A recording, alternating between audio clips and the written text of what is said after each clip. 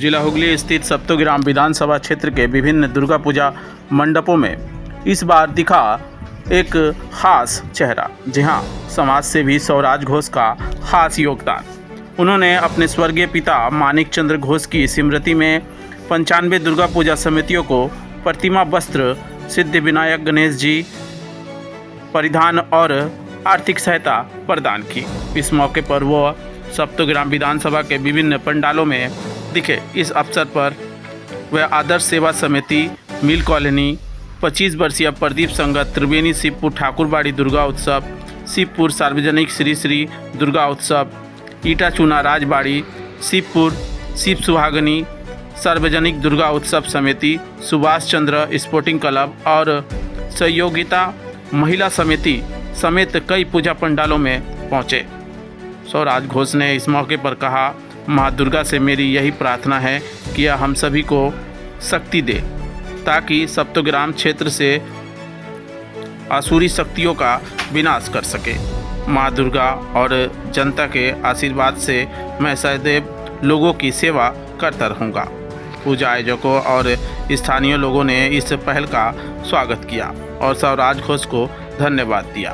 आइए देख लेते हैं इस मौके पर उन्होंने और क्या कुछ कहा था। पूरी खबर न्यूज़ लाइन भारत के माध्यम से।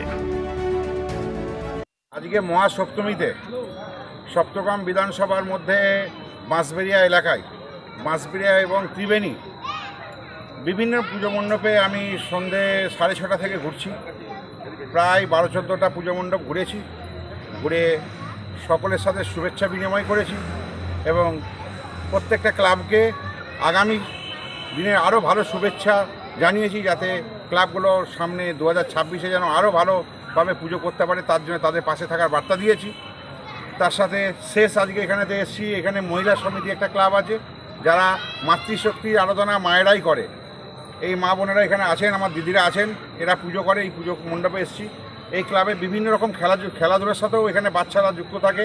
বিভিন্ন রকমভাবে খেলাধুলার ট্রফি নিয়ে এসছে। তাই আজকে এই পুজো মণ্ডপ ঘুরতে ঘুরতে সত্যি খুব ভালো লাগলো। লাস্টে এখানে এসে পৌঁছেছি।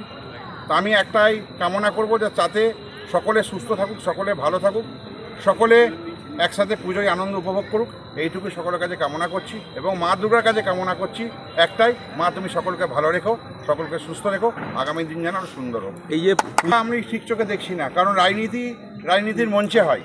আজকে যেটা বেরিয়েছি, আজকে হচ্ছে মানুষের সাথে জনসংযোগ।